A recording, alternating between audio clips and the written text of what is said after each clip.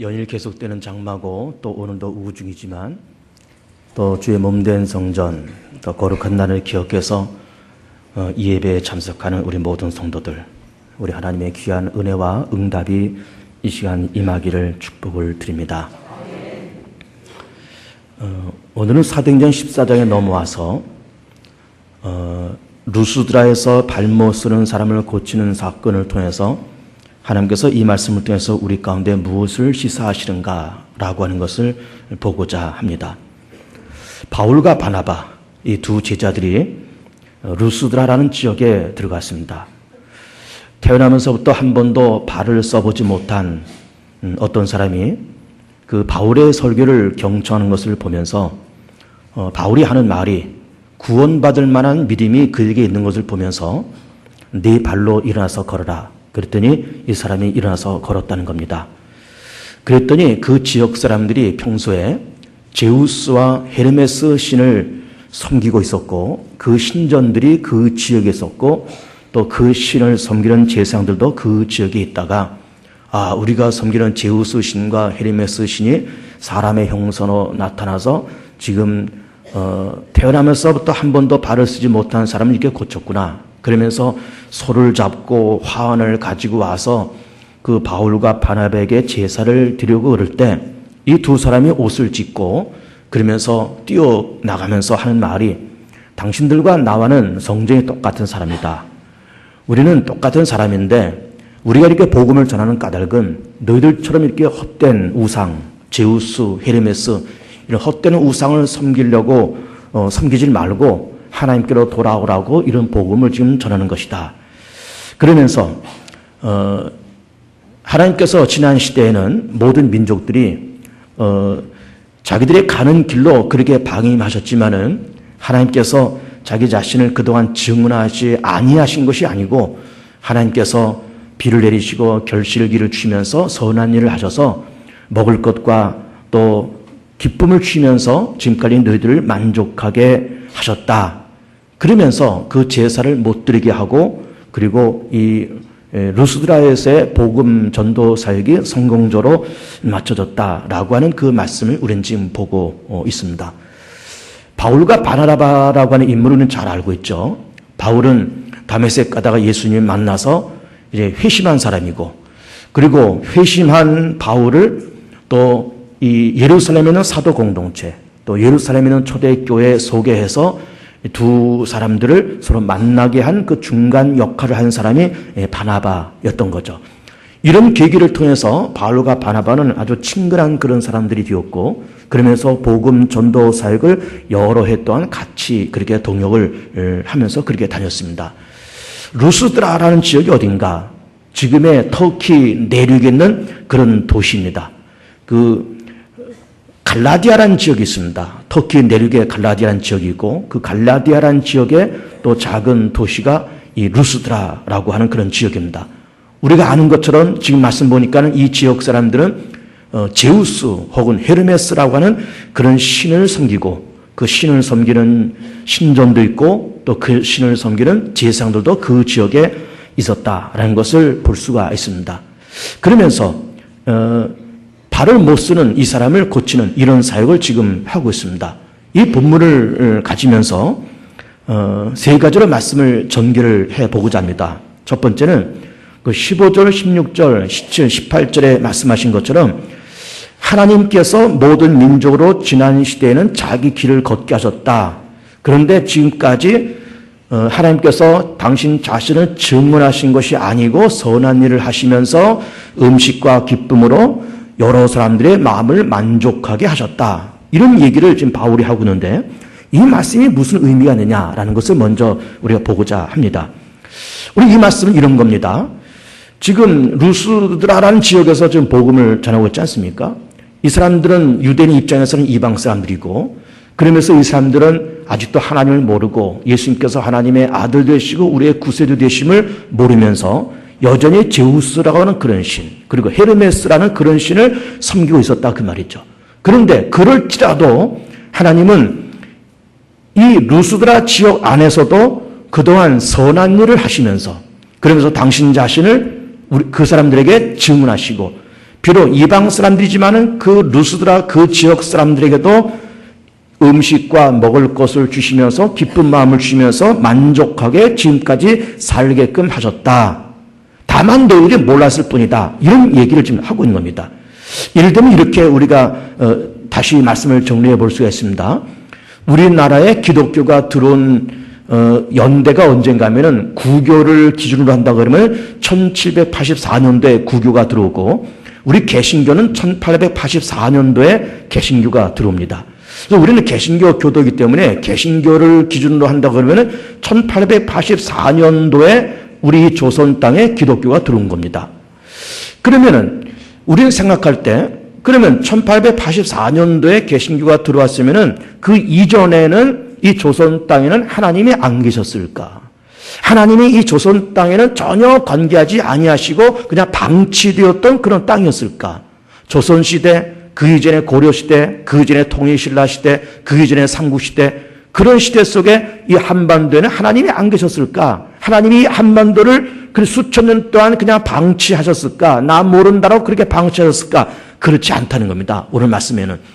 하나님께서 17절 말씀 보시면 그러나 하나님이 자기를 증언하지 아니하신 것이 아니다. 이렇게 말씀하고 있습니다. 여러분에게 하늘로부터 비를 내리시며 결실기를 주시는 선한 일을 하셨다. 이런 말씀을 하시고 있는 거예요. 선한 일을 하셨다. 그러니까는 1884년도에 복음이 들어왔지만 그 이전에도 하나님은 이 조선 땅을 향해서 고려 땅과 통일신라 그 시대에도 하나님은 이 한반도 가운데 살아계시고 당신을 나타내지 않은 것이 아니며 선한 일을 하고 계셨더라 그 말이에요. 다만 우리가 몰랐을 뿐이지. 몰랐었는데 1884년도에 선교사들이 들어와서 복음을 전하면서 창조주 하나님이 계셨었구나. 그리고 우리는 다 죄 가운데 빠졌었구나. 그런데 하나님의 아들이 이 땅에 오셔서 우리 허물과 죄를 담당하시면서 십자가로 죽으시고 부활하시면서 우리가 구원받았구나. 우리가 84년도부터 그렇게 복음이 이 땅에 들었는데 그 이전에 하나님이 증언하지 않은 것이 아니었구나. 하나님이 그때도 계셨었구나. 그런 말씀을 지금 하고 있는 겁니다. 예를 들면 지금 여기 한 50 중반쯤 되는 어떤 분이 있다 그럴 때 그분이 한 40살쯤 때부터 예수 믿고 누구로부터 전도받아서 예수 믿고 교회를 다녔다고 쳐보세요.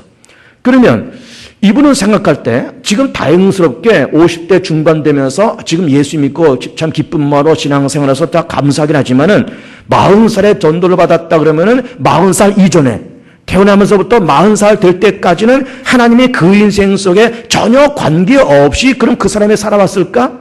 그렇지 않다는 겁니다. 여전히 그렇게 몰랐을 뿐이지 40살 될 때까지도 하나님의 증언하지 않은 것이 아니라는 거예요. 비를 내리시어 결실기를 주시면서 그 40살 될 때까지도 선한 일을 하고 계셨더라 그 말이에요. 다만 우리는 몰랐을 뿐이지. 자, 북한 땅은 어떨까요? 회교 국가들은 어떨까요? 불교 국가들은 어떨까요? 하나님이 그 땅을 버리셨을까요? 방임하셨을까요? 너희들 마음대로 해보라고 그렇게 말씀하셨을까요? 그렇지 않다는 겁니다. 오늘 말씀 보면은 하나님이 지금 북한 땅에도 회교권에도 불교 국가 그 나라 속에서도 증언하지 않은 것이 아니라는 겁니다. 다 그 땅에도 결실기를 주시고 비를 주시면서 음식과 기쁨을 주시면서 비록 그들이 하나님을 모를 뿐이지 예수를 모를 뿐이지 여전히 하나님께서는 그들 속에도 함께 하시면서 선한 일을 하고 계시더라 그 말이에요. 몰랐을 뿐이지.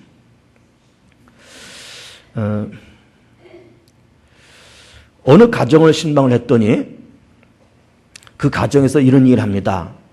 한 50 중반 되는 이제 그런 가정인데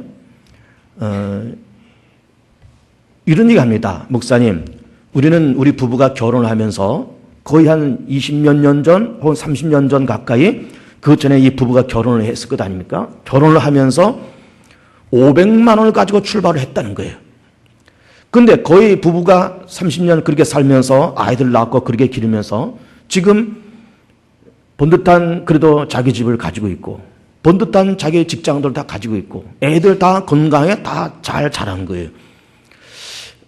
자, 그러면서 지금 500만 원 가지고 출발하면서 지금 근 30년 가까이 이렇게 살아오면서 어렵고 힘든 적이 왜 없었겠습니까? 그러나 그럴 때마다 하나님은 그 가정의 삶 속에 선한 일을 펼치면서 오셨던 거예요.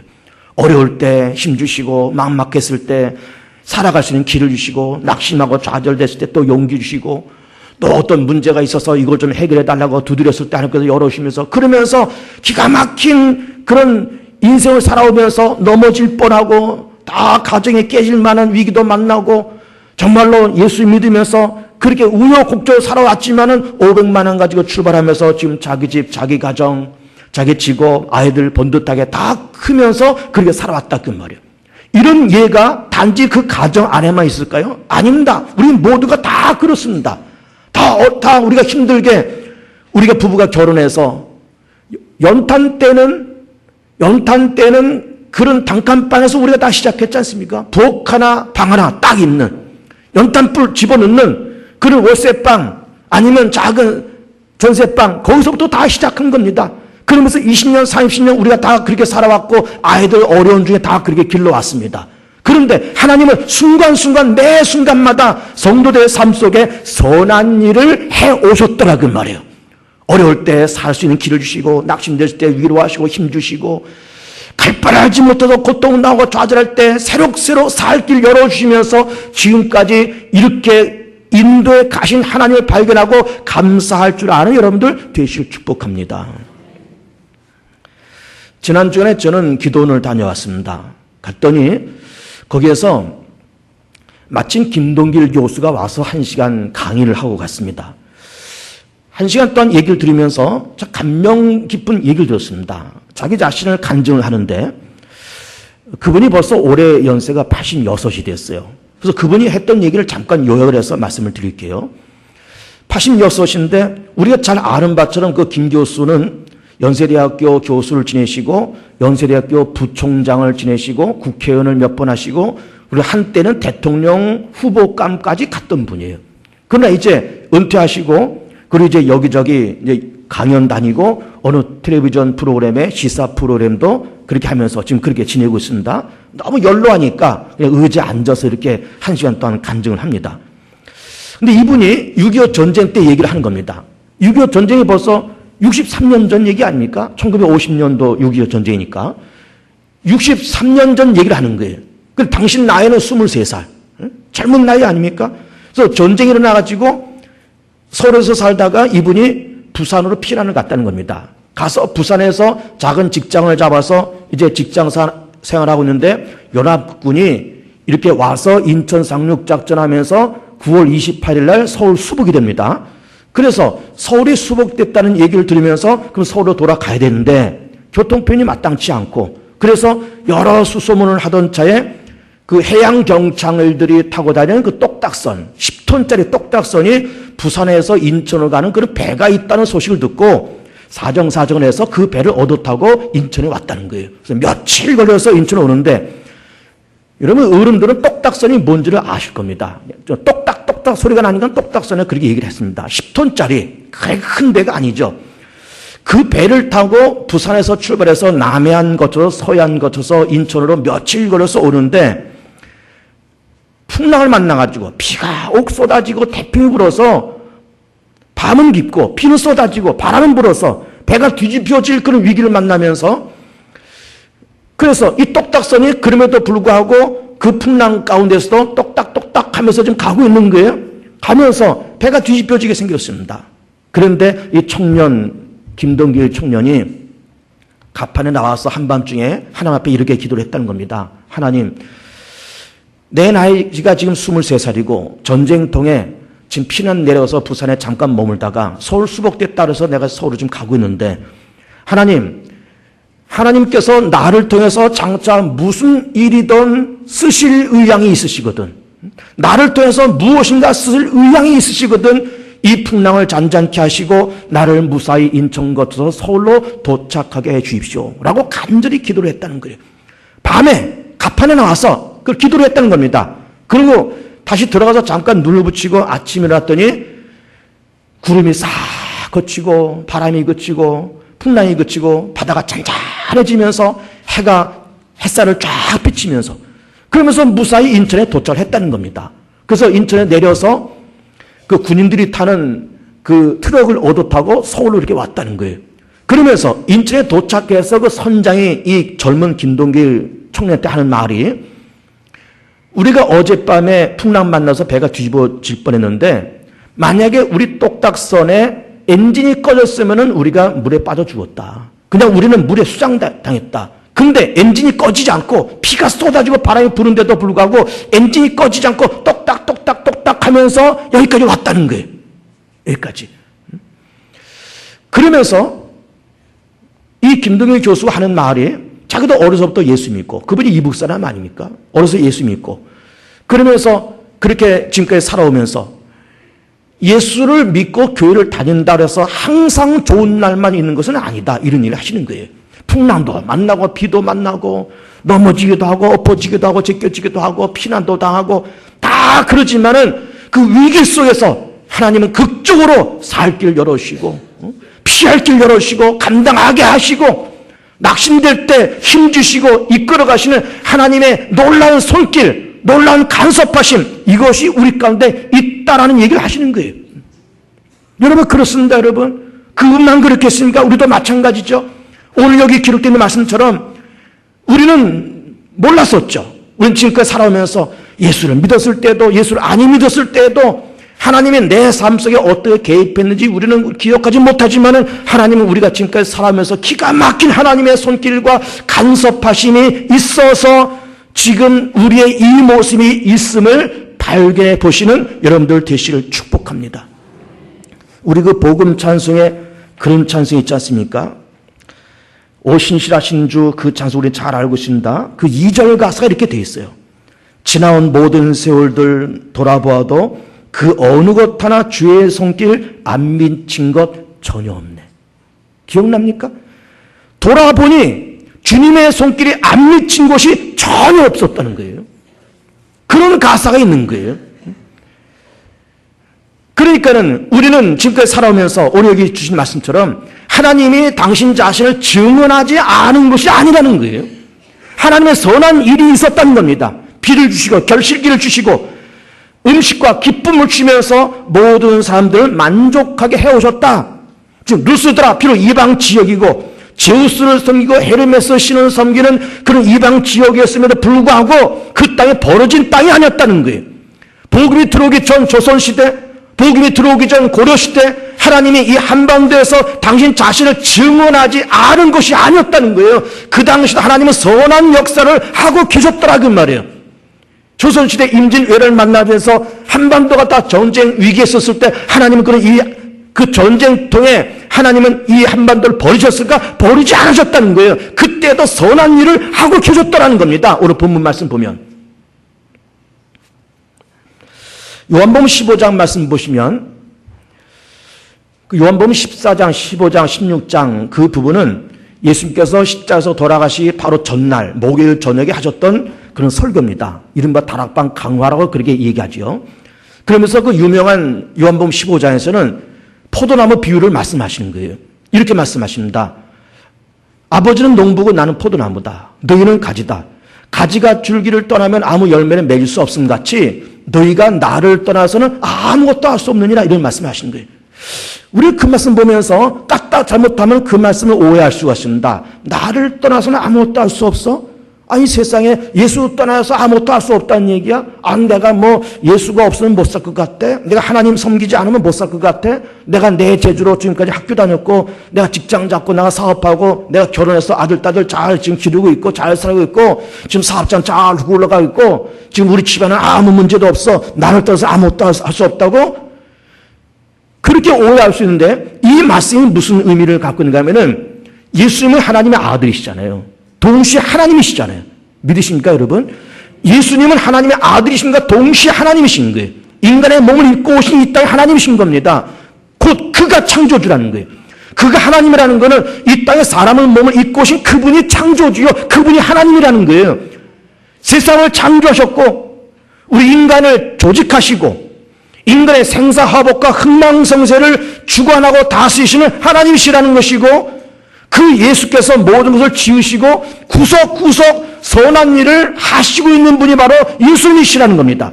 먹을 것을 주시고 입을 것을 주시고 살 길을 열어주시고 무너졌을 때 다시 세워주시고 두드렸을 때 그 길을 열어주시는 그분이 바로 부지런히 선한 일을 하고 계시는 분이 예수님이신데 나를 떠나서 너희가 아무것도 할 수 없다는 그 말은 이 말씀인 겁니다. 이 말씀 쉽게 해석하면은 너희가 몰라서 그렇지 너희들이 지금까지 살아온 것 하나부터 열까지 너희들이 한 것 같지만은 천만에 다 내가 해왔다 그 말이에요.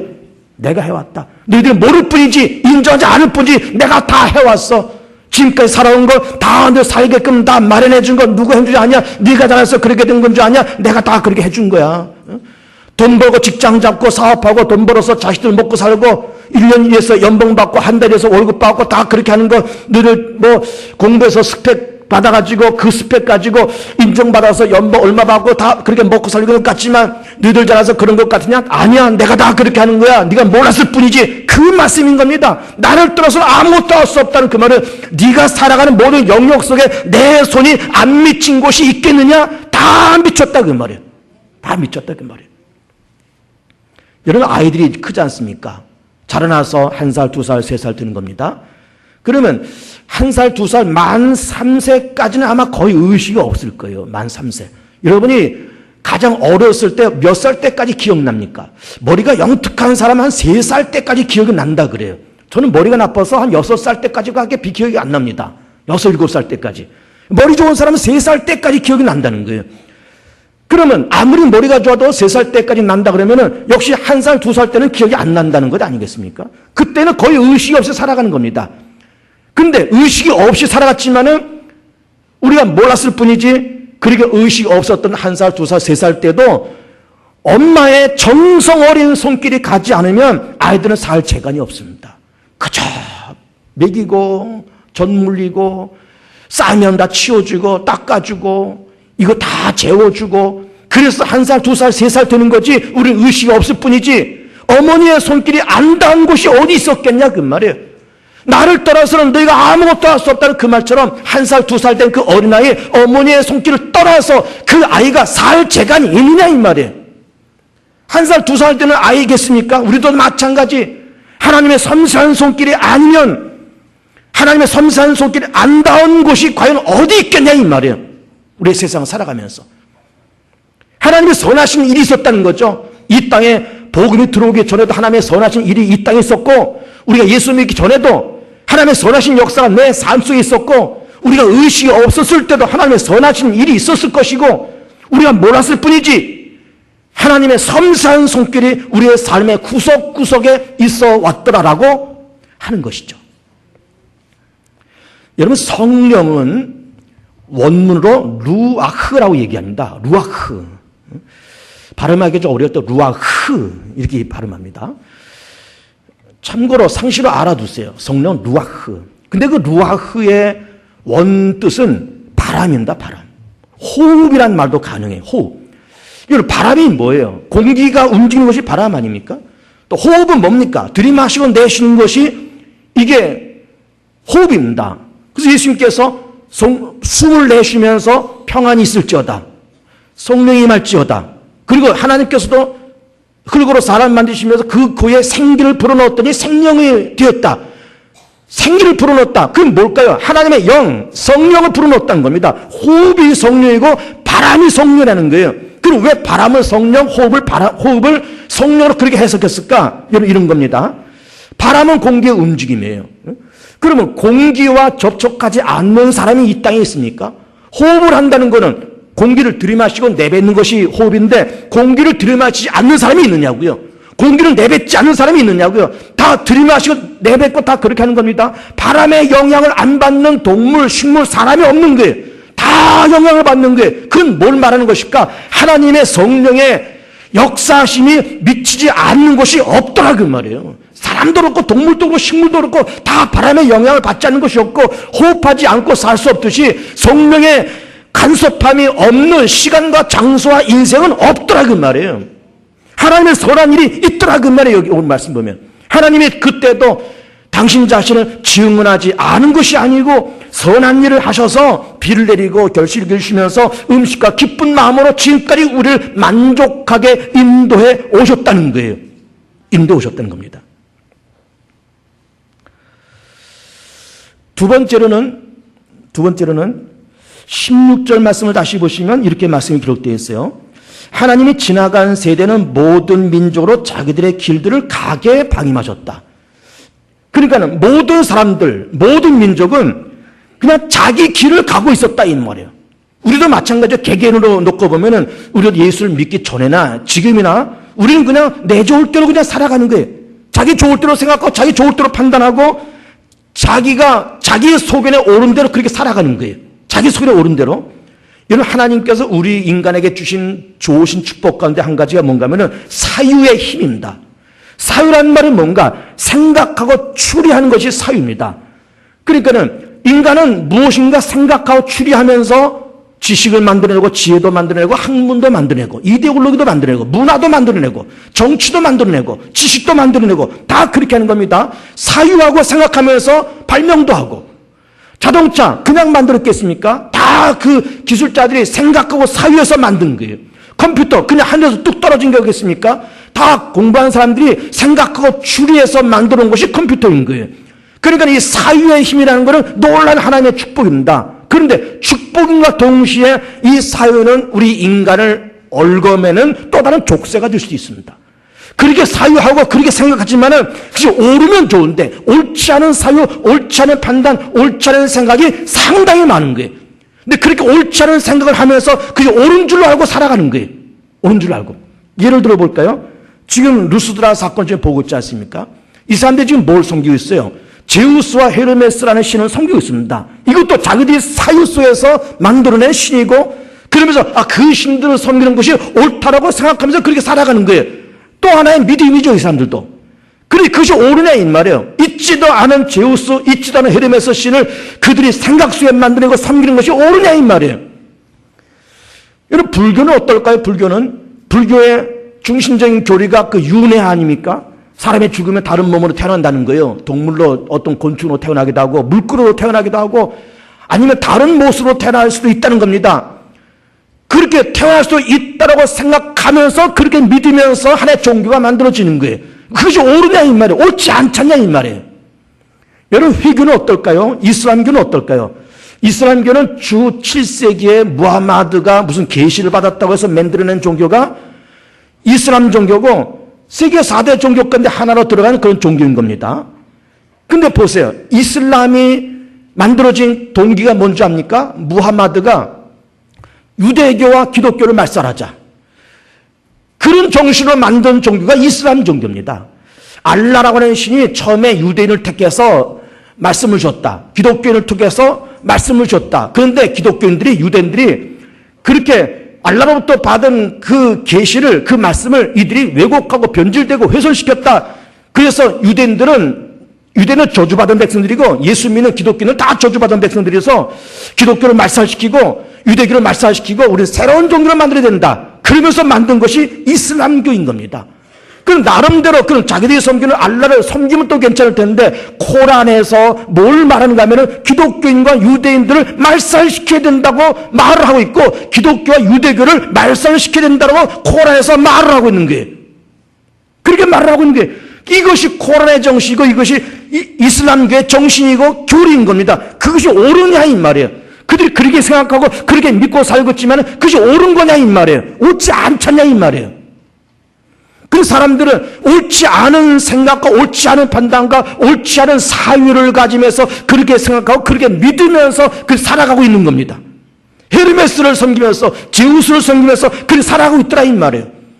진화는 어떨까? 진화는 바다에 떠다니는 단서표 동물이 둥둥 떠다니다가 이것이 조개가 되고 이게 해삼도 되고 멍게도 되고 이것이 올라와서 다리가 생기고 폐로 호흡을 하고 꼬리가 짧아지고 이제 직립보행을 하고 이제 원숭이가 되고 원숭이가 사람이 되고 그렇게 생각한 건 아닙니까? 그렇게 생각하고 그렇게 믿어버리는 거예요. 그러니까 진화론도 어떻게 보면 하나의 종교인 겁니다.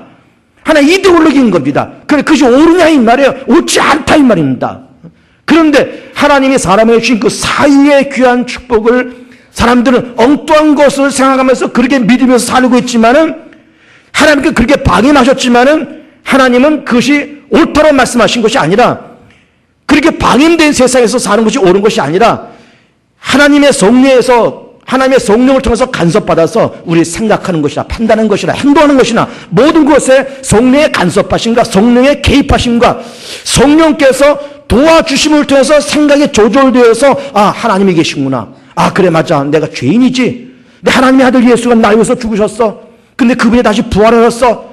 나는 죽는 것은 한 번 죽는 것은 정한 것이고 그 다음에 심판이 있는데 예수를 믿는 것 때문에 내가 죄사함 받아 하나님 나라 들어가는 거야 라고 하면서 정확한 판단과 정확한 성령의 감동을 통해서 말씀으로 조종되고 말씀으로 새롭게 되고 말씀으로 다듬어진 그 생각이 옳은 생각이라는 말씀을 하시고 있는 겁니다. 여러분 세상을 살면서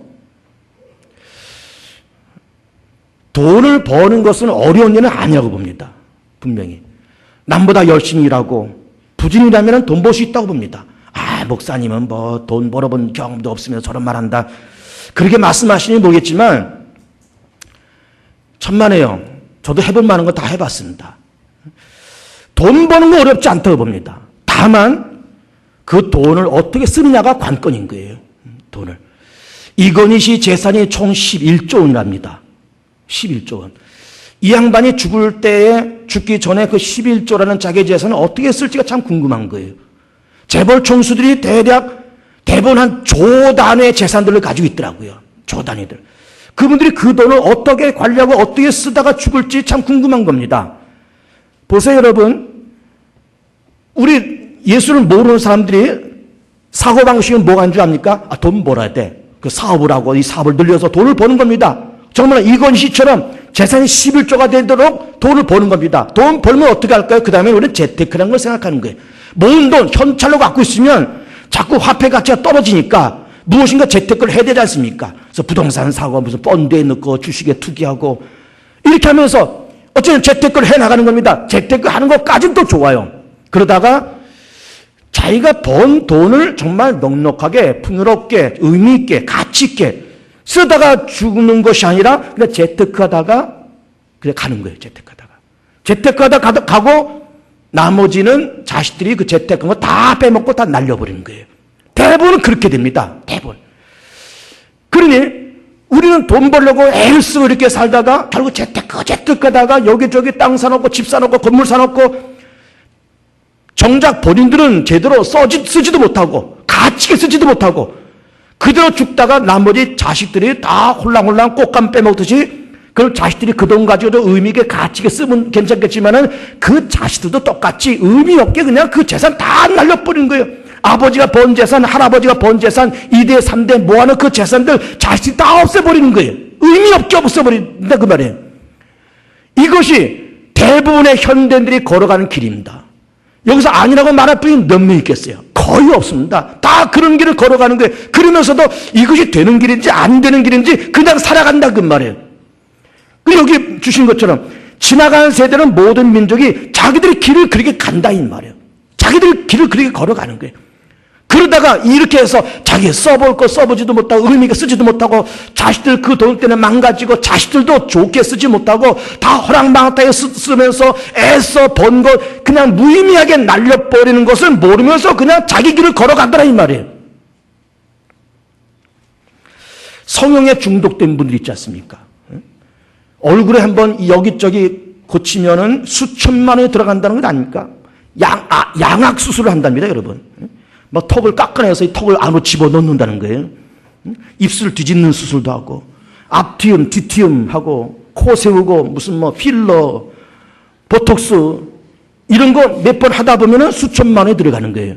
아니, 너무 밉상이고, 무슨 사고 때문에 뭐가 어디가 찌그러져서, 뭐 이렇게 하면 뭐 그거는 괜찮겠지만 조금 더 이뻐 보이려고 막 여기 뜯어고치고 엉덩이 살 뜯어서 얼굴에 갖다 붙인다는 거예요. 귀에 있는 연골 뜯어가지고 코에다가 심어서 코로나를 세우고 뭐 필런지 뭔지 막 맞고 앞트임이나 뭔지 몰라 앞티움 뒤티움 이거 막 한다는 거예요.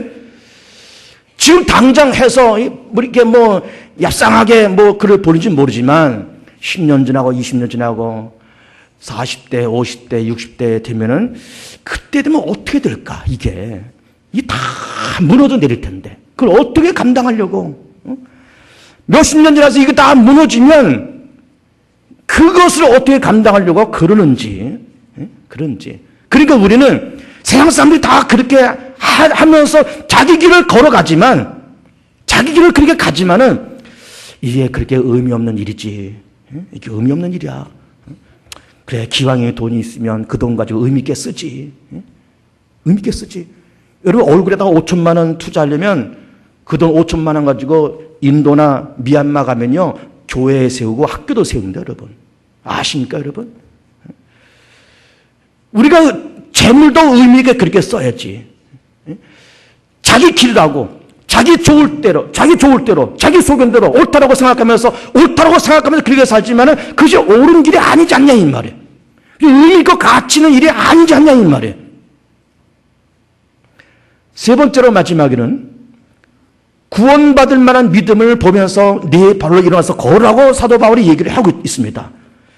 여러분, 구원이라는 말이 뭘까요? 구원이라는 말은 넓은 의미로 예수 믿어서 죄산 받고 의롭다함을 받아서 하나님의 자녀가 돼서 천국 들어간 거, 이것이 넓은 의미의 구원이죠. 좁은 의미의 구원은 지금 이 사람이 나면서부터 발을 못 쓴 이 사람이 걷는 것이 좁은 의미의 구원인 겁니다. 그러면 구원받을 만한 믿음 그랬어요. 그럼 또 믿음은 또 뭐냐 이거예요.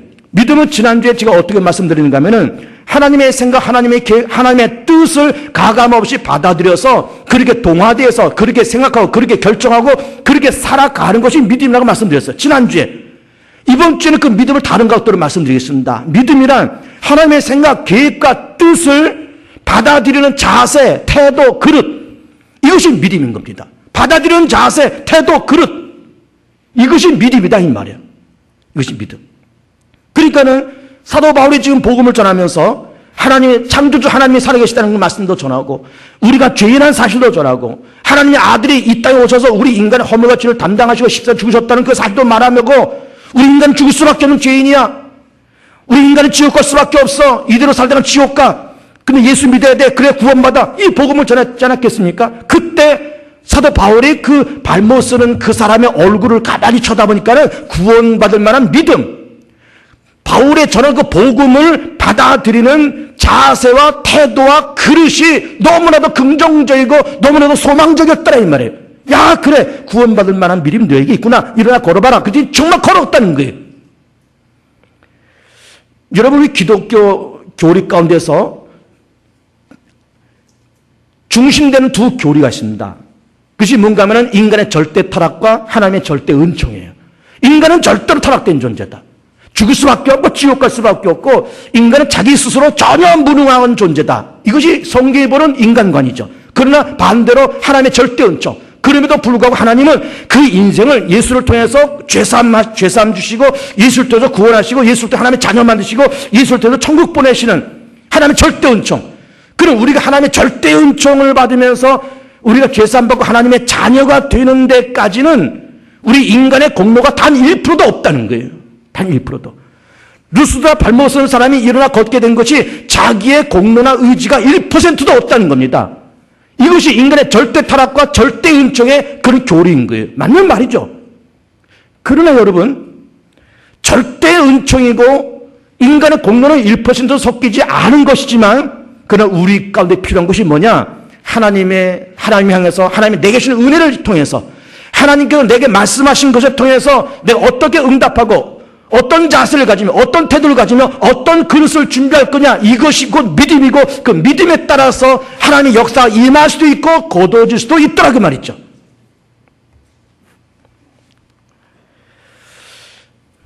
자, 오늘 2013년도 7월 두 번째 주일입니다. 사도행전 14장 8절부터 18절까지 말씀을 가지고 구원받을 만한 믿음이라는 제목으로 제가 지금 설교를 하고 있습니다. 목사는 뭐 늘 설교하는 사람 아닙니까? 그러나 목사가 똑같이 설교를 해도 어떤 분들은 은혜를 받는 분이 있는가 하면 어떤 분들은 힘들어하는 분도 있는 거예요. 그렇겠죠, 물론. 똑같은 하나님의 말씀이 쏟아지지만은 반응은 다 다릅니다. 왜 그럴까? 그 반응이 뭘까요? 그 반응이 곧 믿음인 거예요. 하나님의 은혜를 수용할 수 있는 그런 자세, 태도, 그릇, 이것이 믿음인데 그 그릇과 자세가 야, 정말 하나님이 오늘 내게 말씀하시는구나.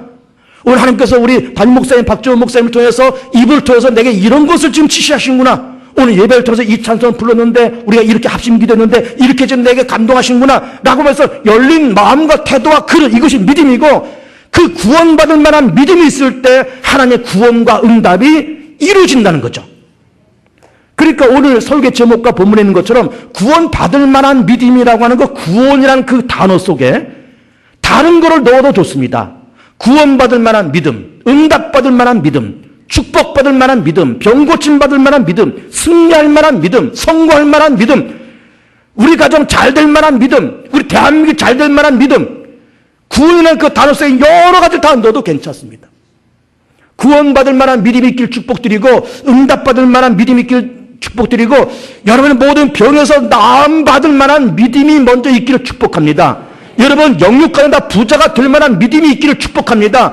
부자 되게 해주십시오라고 기도하는 것보다도 병 좀 고쳐달라고 기도하는 것보다 병이 나을 만한 그러한 믿음, 응답받을 만한 그런 믿음, 잘 될 만한 그러한 믿음, 그 믿음이 뭐냐? 하나님이 향한 우리의 자세, 태도, 그릇, 이것이 믿음인데 그 좋은 그릇을 준비하고 그 좋은 자세와 그 좋은 태도를 준비해서 구원받고 응답받고 잘 살고 잘 되는 여러분들 되시기를 축복합니다. 합심해서 같이 기도하겠습니다. 주여 구원받을 만한 믿음 우리 가운데 주시고 이 믿음을 통해서 하나님의 역사를 경험하는 나의 삶이 되게 해달라고 우리 합심 주여 한번 해주시기 바랍니다.